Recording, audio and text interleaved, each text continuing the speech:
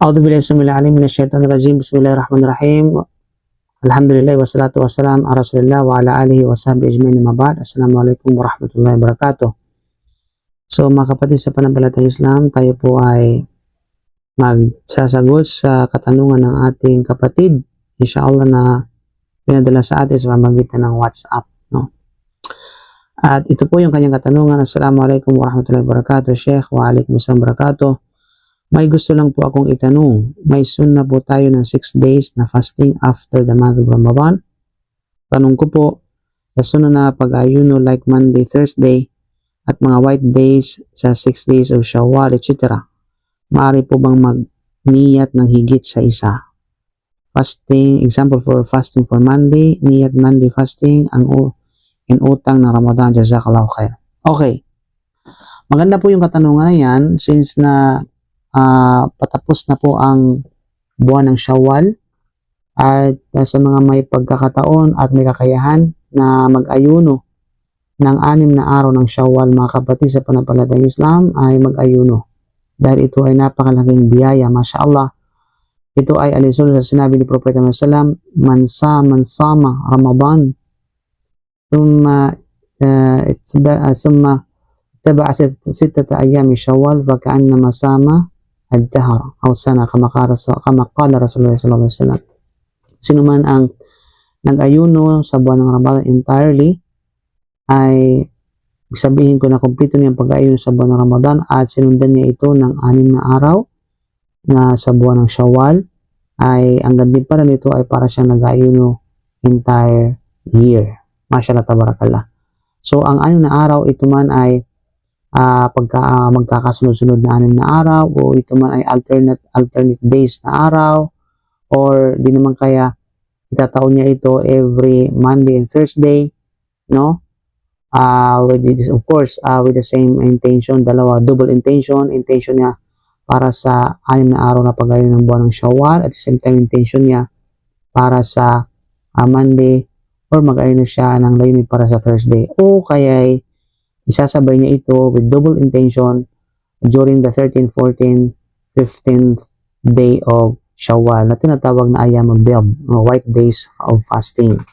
So, walang problema dito mga kapatid, bagkus magkakaroon siya ng double reward, mashallah tabarakallah, reward para sa pag-ayuno ng Shawwal, at gain din reward para sa doon sa specific days na sunnah, gaya ng every Monday, Thursday, or Ayam al-Bid, okay, or some Dawud or alternate days.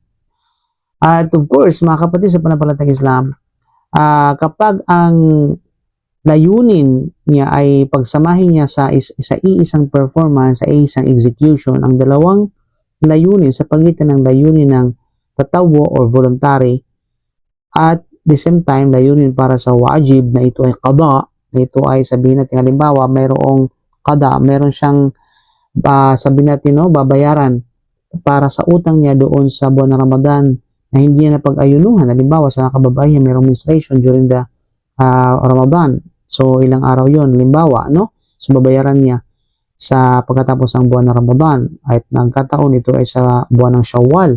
Tapos, ipagsabay niya yung layunin ng 6 days na sunnah para sa Shawwal at kanyang qada, no, para doon sa buwan ng Ramadan. Hindi po pwede. Ito po yung opinion na mabigat na opinion, at para sa akin mas matimbang na opinion, at ito yung opinion na sinusunod ko mga kapatid sa pananampalatayang Islam, na pinapanigan ko na hindi pwede na pagsamahin ang dalawang intention or niya sa pagitan ng intention ng tatawo ng sunnah na gawain at wajib na gawain, obligadong gawain. Hindi po pwedeng pagsamahin ito sa iisang performance, sa iisang execution. So dahil po magkaiba po ang dalawa. Magkaiba ang layunin para sa sunnah at ang layunin para sa wajib. Magkaiba sila ng hangarin, magkaiba sila ng objective, mga kapatid sa pananampalatayang Islam. So hindi mo pwedeng pagsamahin yon. Kagaya halimbawa, pagsamahin mo ang sunnah na pagdarasal at saka ng wajib na pagdarasal. Pwede ba yon? Hindi pwede yon, mga kapatid sa pananampalatayang Islam. Na kung kaya, iwalay ang layunin at performance para sa sunnah at ang tinatawag na niya or intention, layunin at saka performance para sa wajib.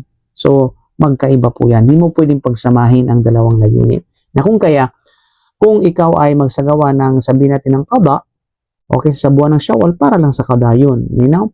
At the same time, kung ikaw ay magsagawa naman ng sunnah para sa Shawwal, sunnah dun, sunnah din yun mga kapatid. Sunnah na layunin, hindi pong pwedeng paghaluin. Pero kapag ang pinag-usapan natin ay ang pagsama ng parihong kategory, pagsama ng parihong tinatawag na sunnah, halimbawa, samahin mo yung intention mo na sunnah para sa Shawwal, 6 days of Shawwal, at the same time, itataon mo ito para sa doon sa sunnah na pagdarasal, na araw mga na pagdarasal gaya ng every Monday at every Thursday, o kaya Ayyamul Bid, wala itong problema kasi pareho silang kategorya, pareho silang level, no? Pareho silang sa iisang level. So walang problema dito na pagsamahin at magkakaroon ka ng double reward inshallah subhanahu wa ta'ala. Okay?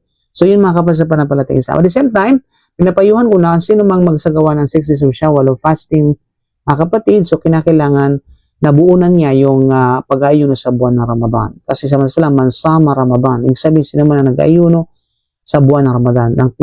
Ibig sabihin dito, entirely, na kumpleto niya ang pag-ayuno sa mga araw ng buwan ng Ramadan. So kung pero meron siyang utang, kinakailangan mo ng bayaran yon bago niya sa katuparan ng tinatawag na sunnah mula sa 6 days of Shawwal. Okay, hopefully meron tayong sabihin natin, no, natutunan. Bidnillah subhanahu wa ta'ala, naway ito ay magbigay sa atin ng kalinawan. O jazakallahu khair sa nagtanong. At sa sino man po ang hindi pa nakapag-subscribe sa ating YouTube channel, you may subscribe our YouTube channel for more. And of course, sa ating Facebook page, you may follow my Facebook page. So maraming salamat po. Wa akhiru da'wana alhamdulillah subhanaka bihamdik.